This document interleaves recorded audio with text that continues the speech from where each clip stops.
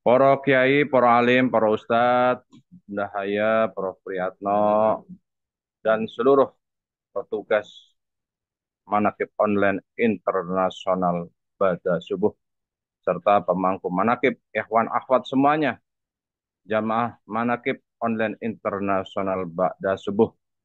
Semoga segala hajatnya Allah kabulkan, dimudahkan rezeki yang halal, dijauhkan dari malapetaka dunia dan akhirat, diterima segala niat dan maksud kita, dimudahkan urusan kita yang berhubungan dengan dunia dan akhirat. Amin, amin, ya robbal alamin. Ikhwan akhwat yang dimuliakan Allah, manakib online internasional, alhamdulillah, menjadi spirit kita untuk tambah semangat melaksanakan amaliyah yang dicintai oleh Syekh Mursyid kita, yaitu manakib Syekh Abdul Qadir Al-Jalani. Memasuki bulan Syawal, tidak lupa saya mengucapkan minal aidin wal faidin, mohon maaf lahir dan batin. Taqabballah minna wa minkum wa ghafarallahu dzunubana wa dzununakum wa ja'alna wa iyyakum minal aidin wal faidin. Jadi umumnya saling menyampaikan, maka kami sebagai pembicara harus lebih dahulu menyampaikan permohonan maaf lahir dan batin. Karena dalam kitab Al-Arba'in karya Imam Al-Ghazali di sini disebutkan, barang siapa yang diam maka dia selamat. Man somata naja, barang siapa yang diam maka dia selamat. Dan Rasulullah juga bersabda, dilanjutkan dengan seorang sahabat bertanya kepada Rasulullah, pekerjaan apa? Pekerjaan manakah yang lebih utama? Untuk menjawab pertanyaan itu, Rasulullah Shallallahu Alaihi Wasallam mengeluarkan lidah, kemudian meletakkan tangannya pada lidah tersebut seraya bersabda, Inna aktsaro khotoya ni adama fi lisani. Sesungguhnya sebagian besar kesalahan-kesalahan anak Adam itu terletak pada lisannya. Maka pemberi hikmat ilmiah itu sering menggunakan lisannya. Pasti banyak hal-hal yang salah. Mohon dimaafkan kepada seluruh jamaah dan seluruh pendengar daripada manakib online internasional dimanapun berada.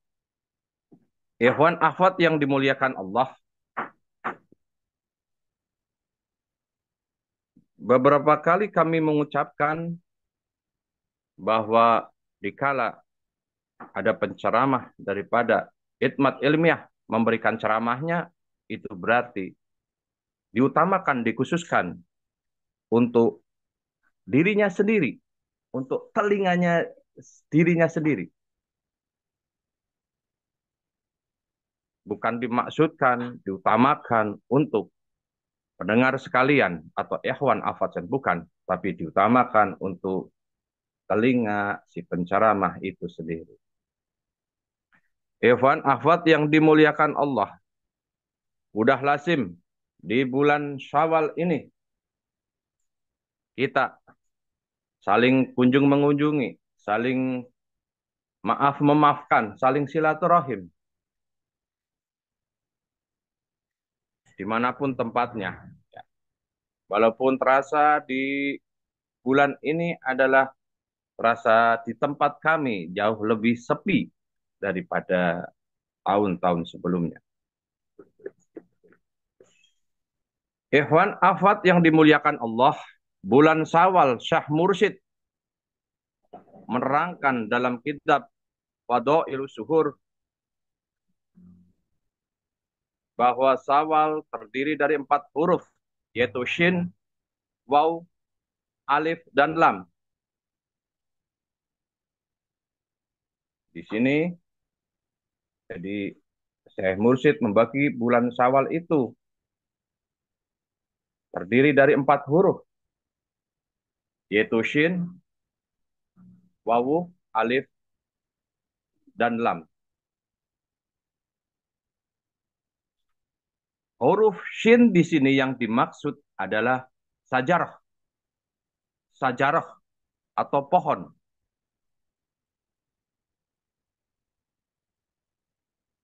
Allah berfirman dalam Al-Quran,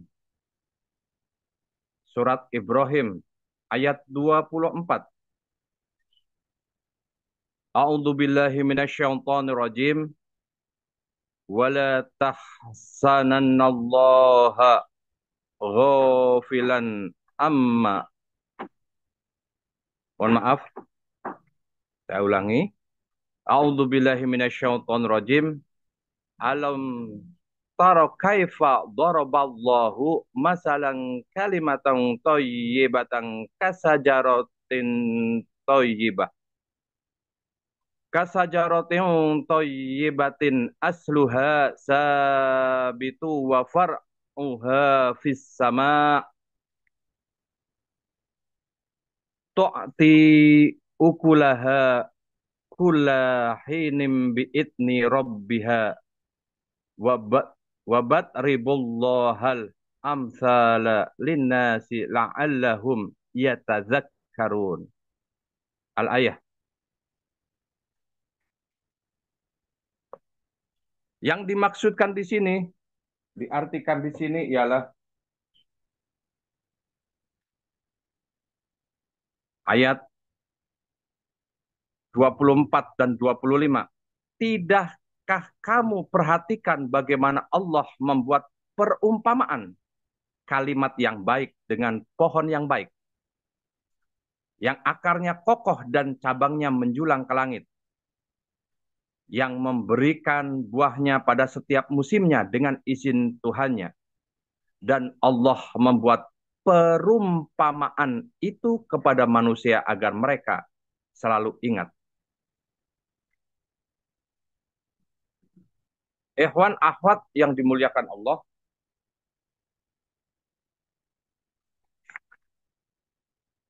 yang dimaksud dengan pohon tersebut ada 2 macam, yaitu pohon yang baik dan pohon yang buruk. Pohon yang baik sebagaimana yang telah disebutkan dalam ayat di atas. Sedangkan pohon yang buruk sebagaimana yang difirmankan dalam ayat selanjutnya, yaitu surat Ibrahim ayat 26, yang artinya, dan perumpamaan kalimat yang buruk seperti pohon yang buruk, yang telah dicabut dengan akar-akarnya dari permukaan bumi, tidak dapat tetap tegak sedikit pun.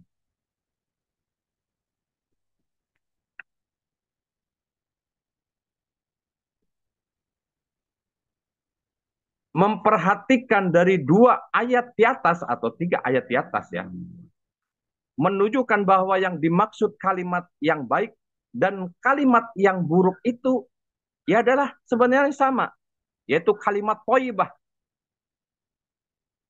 kalimat la ilaha illallah. Hanya perbedaan antara keduanya, kalau kalimat yang baik itu akarnya kokoh dan cabangnya menjulang ke langit. Akan tetapi kalimat yang buruk sebaliknya, akarnya tidak kokoh sedikit pun.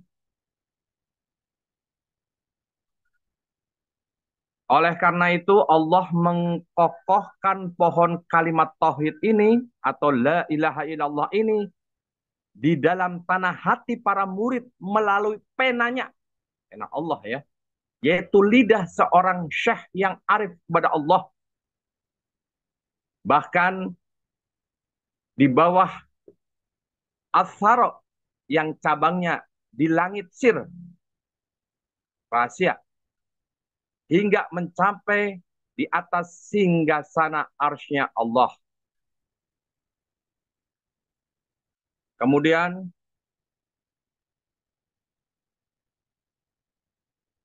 Allah menanamkan bibit kalimat tauhid tersebut di ladang hati agar tumbuh menjadi pohon tauhid dengan pertumbuhan yang sempurna dan baik. Kemudian pohon tersebut berdiri dengan kokoh dan lalu menghasilkan buah tauhid, yaitu keridhaan kepada Allah Subhanahu wa taala. Ikhwan akhwat yang dimuliakan Allah. Jadi yang disebutkan di sini adalah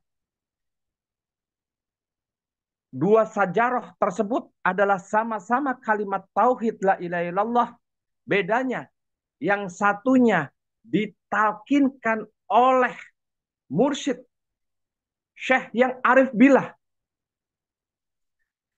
Jadi bukan sembarang kalimat la ilaha illallah yang menjadikan pohon tersebut akan tumbuh dengan kokoh,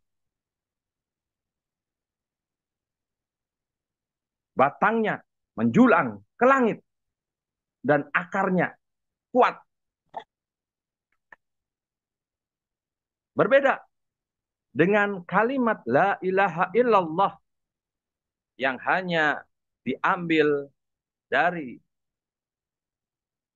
membaca buku atau mungkin malahan dari sosmed atau belajar dari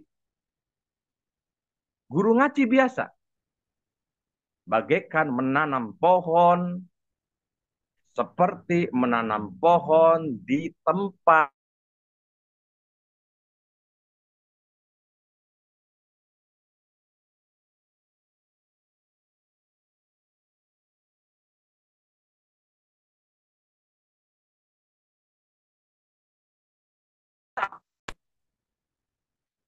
tidak menancap pada tempatnya. Karena tempatnya atau ladangnya itu adalah gersang. Sangat berbeda dengan yang mentalkinkan, yang menanamkan adalah Syekh Mursyid. Jadi wakil talkin hanya menjadi perantara, dipinjam lidahnya. Tetap yang mentalkinkan adalah Syekh Mursyid.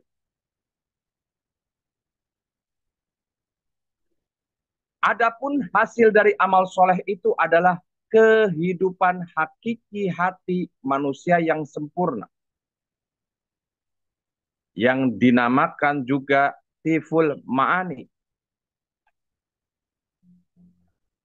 atau bayi maknawi. Jadi seperti bayi.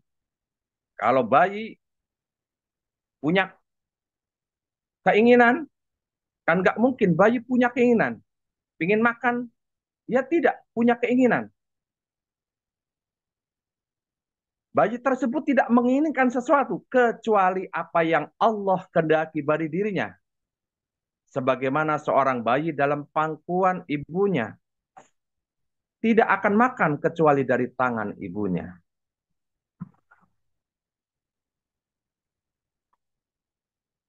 Allah berfirman dalam Al-Quran, Asyura ayat 22, mereka memperoleh apa yang mereka kehendaki di sisi Tuhan mereka, yang demikian itu adalah karunia yang besar.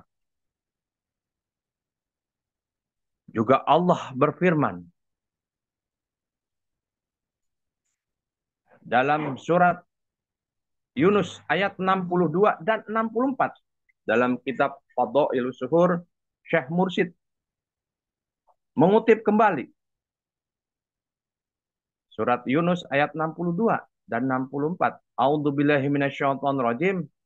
Ala inna awliya Allah la khaufun alaihim wa lahum yahzanun.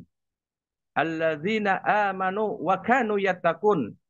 Laumul busra fil hayati dunya wa fil akhirah la tabdila li kalimatillah. Dzalika huwal fawzul azim. Yang artinya, ketahuilah sesungguhnya kekasih-kekasih Allah itu tidak ada kekhawatiran bagi mereka. dan tidak pula mereka bersedih hati. Siapa itu? Yaitu orang-orang yang beriman dan selalu bertakwa. Bagi mereka berita gembira di dalamnya, di dalam kehidupan di dunia dan di akhirat. Tidak ada perubahan bagi kalimat-kalimat atau janji-janji Allah. Yang demikian itu adalah kemenangan yang besar. Yahya bin Mu'adz radhiyallahu an berkata, seorang wali adalah wewangian Allah di bumi yang dicium harumnya oleh para sidikin.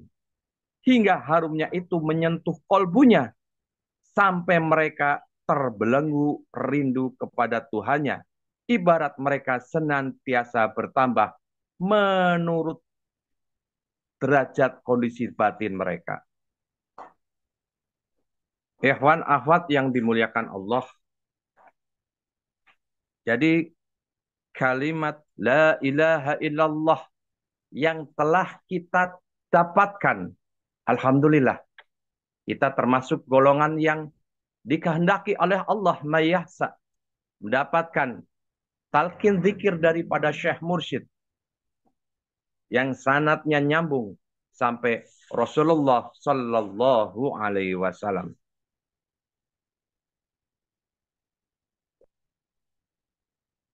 Ikhwan akhwat yang dimuliakan Allah, bulan ini adalah bulan Syawal.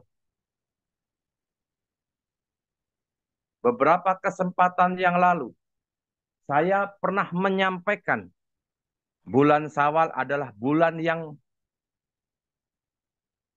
kami semua dipertontonkan dengan karomat daripada Syekh Mursyid.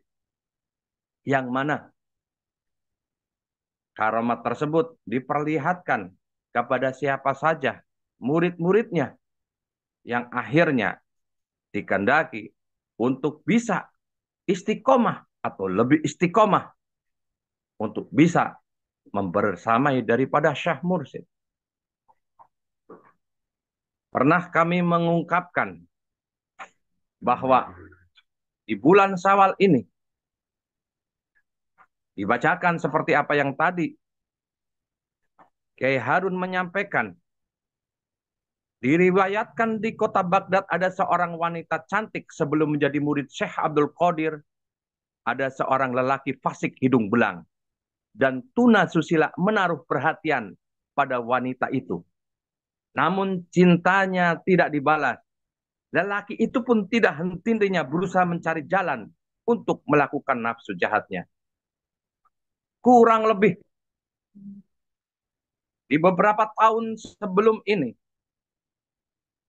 datang seseorang yang belum ditalkin. Perempuan yang belum ditalkin. Dan ternyata mengalami kasus yang sama.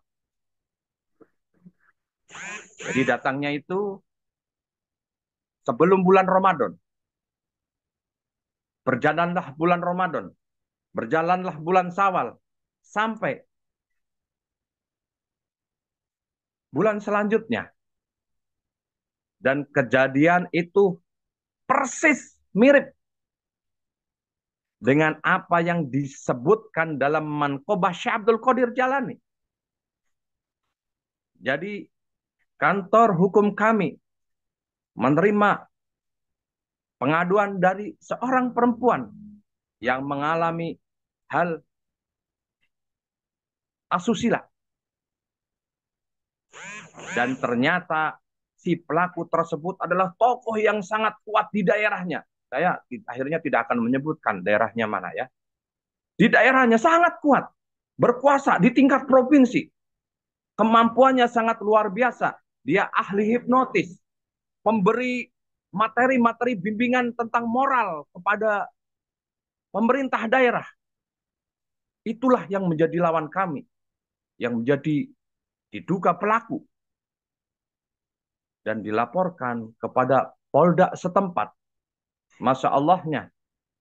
Ternyata kemampuan beliau itu sungguh sangat luar biasa. Sehingga punya barang bukti petunjuk yang menguatkan kepada dirinya. Subhanallah, di bulan sebelum Ramadan, akhirnya perempuan tersebut diajak talqin. Di bulan Ramadan, perempuan tersebut kita bimbing, kita ajak untuk mengadakan manakib di rumahnya. Dan kebetulan, tidak ada istilah kebetulan, di manakib tersebut dibacakanlah manqobah Syekh Abdul Qadir tentang ini.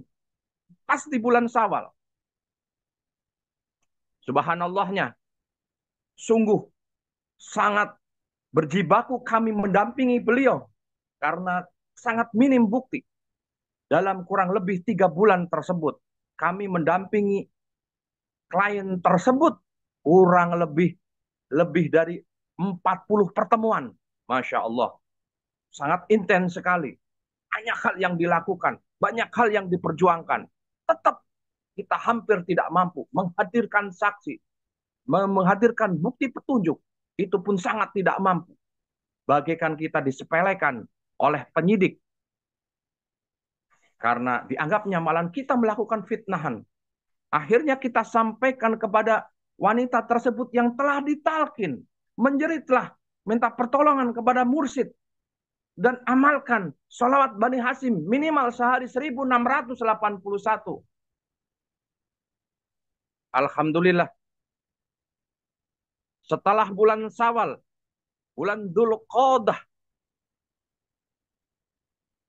kita mendengar kabar bahwa dalam proses yang udah panjang berjalan, bahwa si pelaku ternyata MD atau meninggal dunia.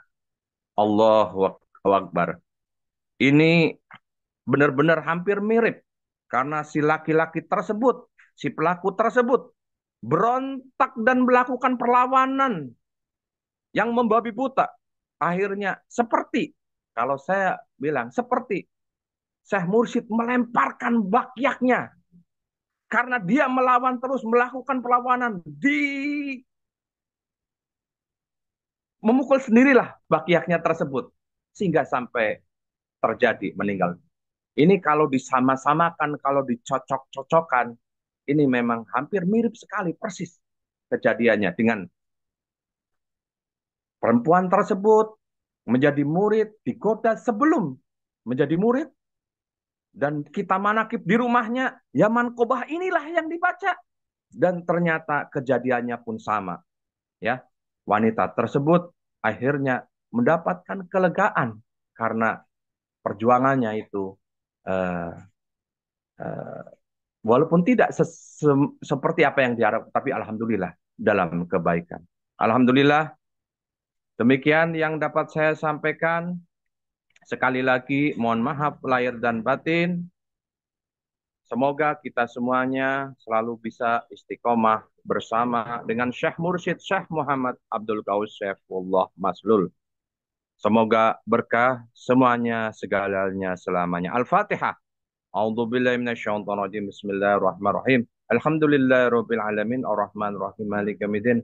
Iyyaka na'budu wa iyyaka nasta'in ihdinas siratal mustaqim. Shiratal ladzina an'amta 'alaihim ghairil maghdubi 'alaihim waladdallin. Amin. Wassalamualaikum warahmatullahi wabarakatuh. Waalaikumsalam.